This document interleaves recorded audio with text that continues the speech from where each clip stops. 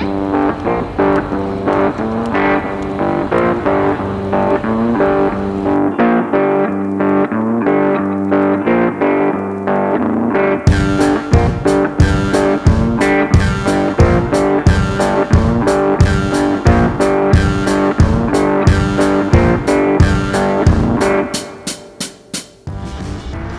everyone, it is a Saturday evening and you are going to come to work with me. This is shift 1 of 4 in a row through the weekend in the ICU. It's about 6:30 and shift starts in 15 minutes. So I will probably do a video based on my experience in the ICU and how it is going. But for today, you're going to come with me to work for the next 4 shifts.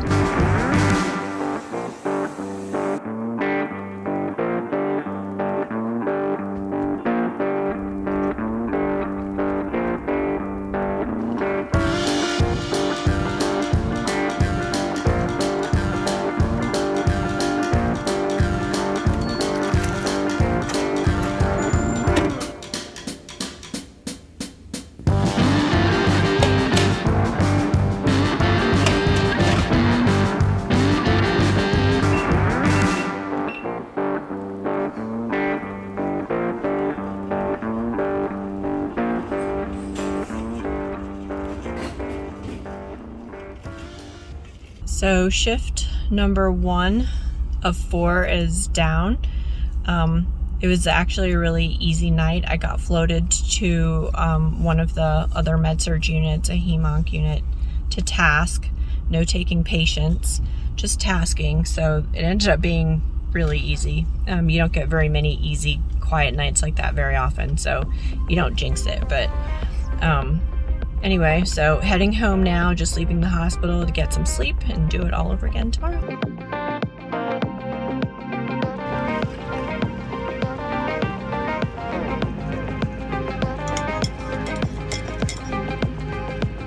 One of the first things I do when I get up is make my bed. Always make your bed. It's a small thing, but it sets the tone for the rest of the day, and as it turns out, it's all the small things that become big things. I have a cat sleeping on my bed.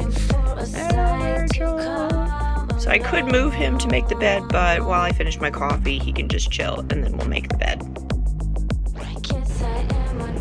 Somebody doesn't want to get up.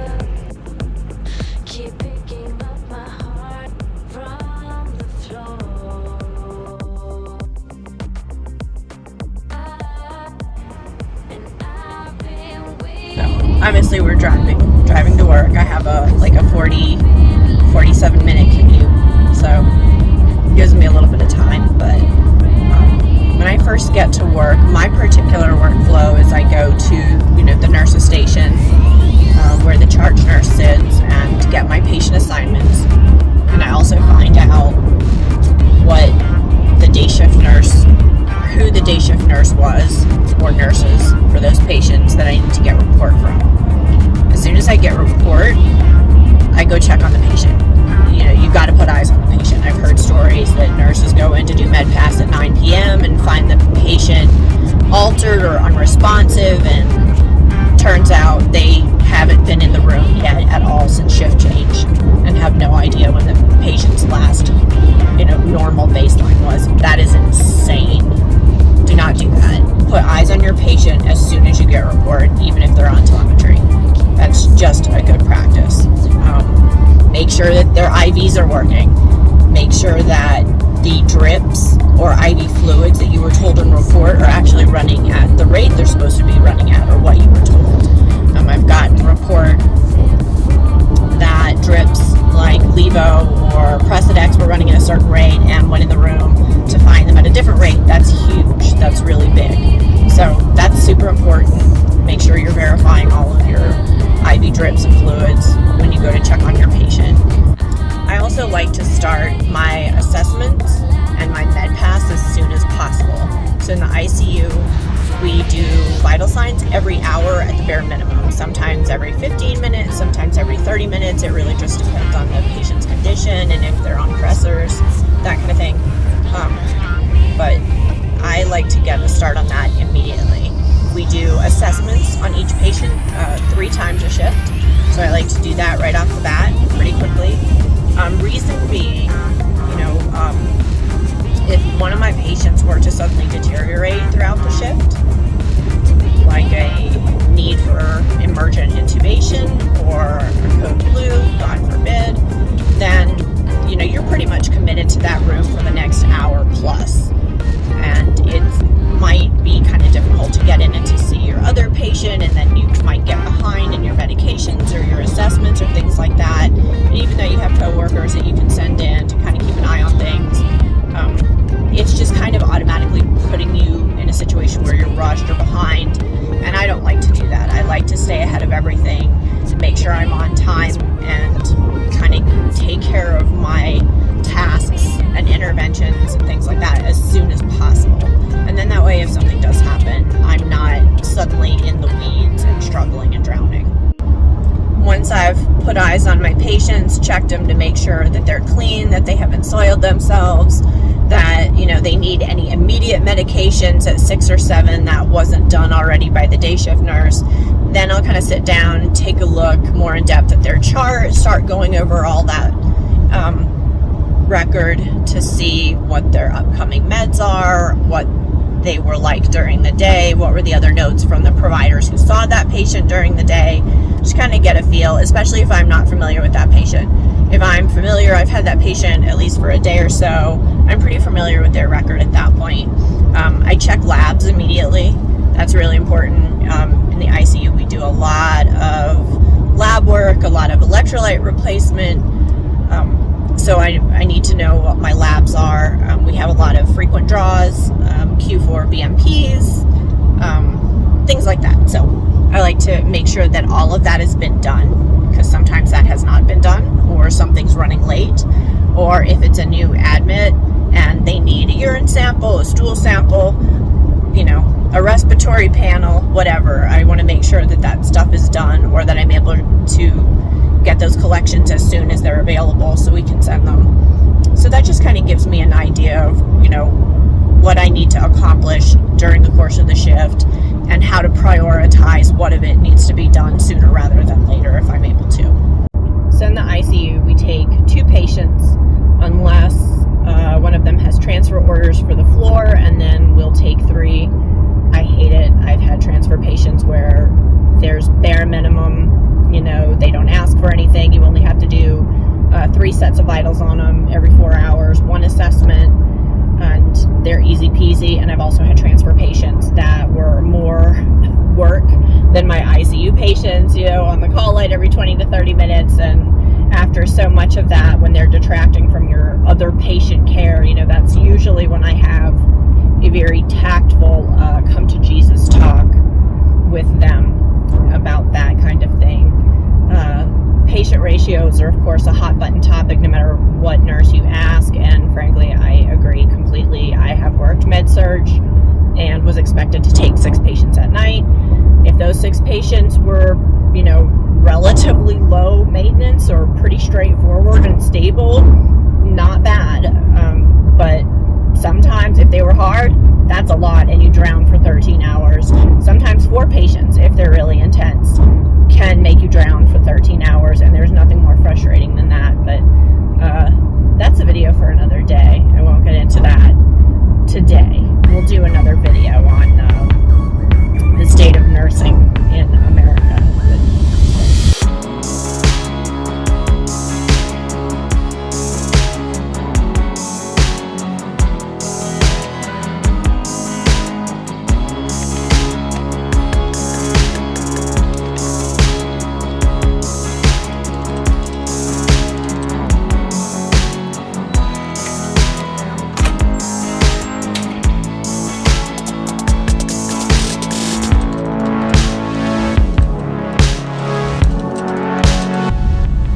It is about 7:39, and I am just now leaving the hospital. Very late. The nurse that was supposed to take over my patients didn't show up, so they had to move a couple of things around, triple a few people. So I'm very late leaving. It's a busy shift. My patients are they're just very busy.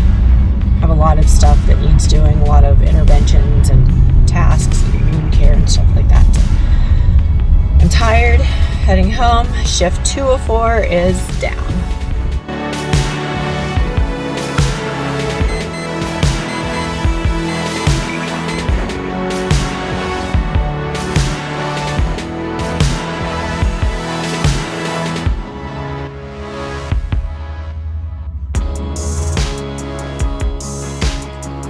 Hey guys, it is day 3 of 4. It's about 6:15. I'm sitting outside of the hospital. I'm here really early today, actually. I made much better time than I thought I would. I have a bit of a commute, so I always leave at least like an hour to give myself, and most of the time it doesn't take that at all. But I'm gonna grab another energy drink or iced tea. Normally this would be my last shift, but we're on 4.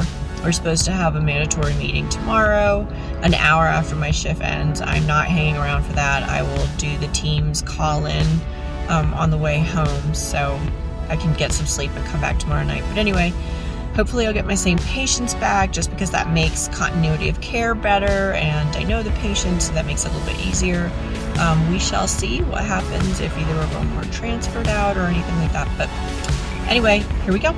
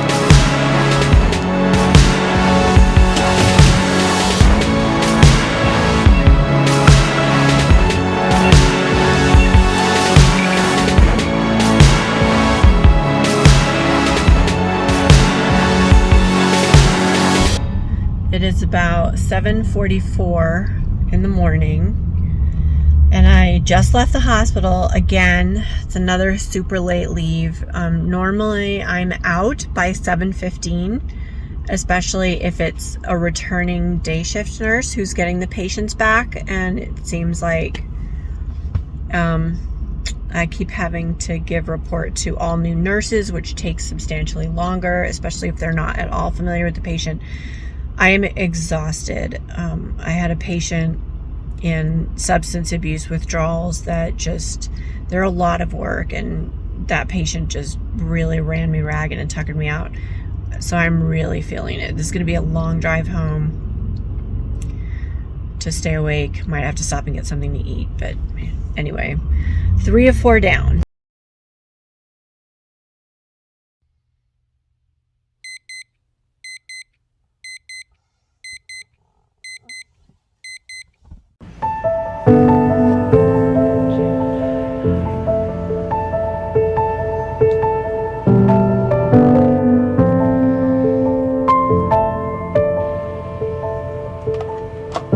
Floating, weightless,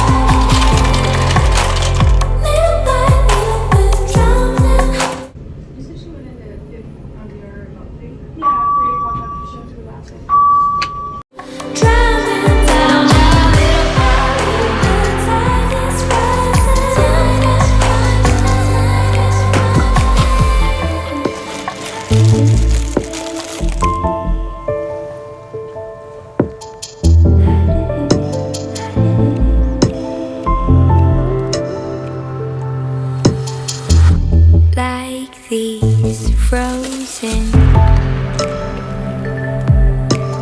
melodies,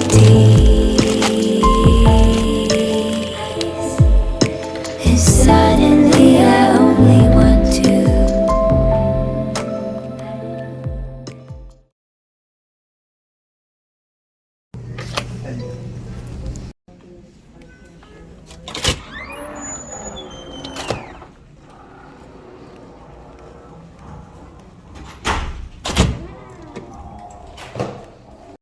Good morning, everyone. It's about 7:17 and I just pulled out of the parking lot at work. We've finished all 4 shifts. I'm actually leaving on time today, which is really good. That's kind of the norm, is my typical leave time. So I was able to get out really quickly. Had the same day shift nurse from yesterday, so that was good. So pretty uneventful shift. I had my same patients back and they're not too bad. It was a good night for both of them, so nothing super crazy. It just stayed very task busy, like a lot of like call light use from one of them, and the other one I just kind of had to keep an eye on due to a lot of altered mental status, but not terribly difficult. So that was it. That is 4 shifts that I worked that came with me. Hope this has been interesting, at least mildly, kind of a glimpse of the world behind hospital doors and in the ICU and all that kind of stuff. So I hope you've enjoyed it. If you found it interesting and you want to see more content like this, please like and subscribe, comment. If you have ideas for things that you want to see, please leave them in the comment section. Thank you guys so much for watching, and we'll see you on the next one.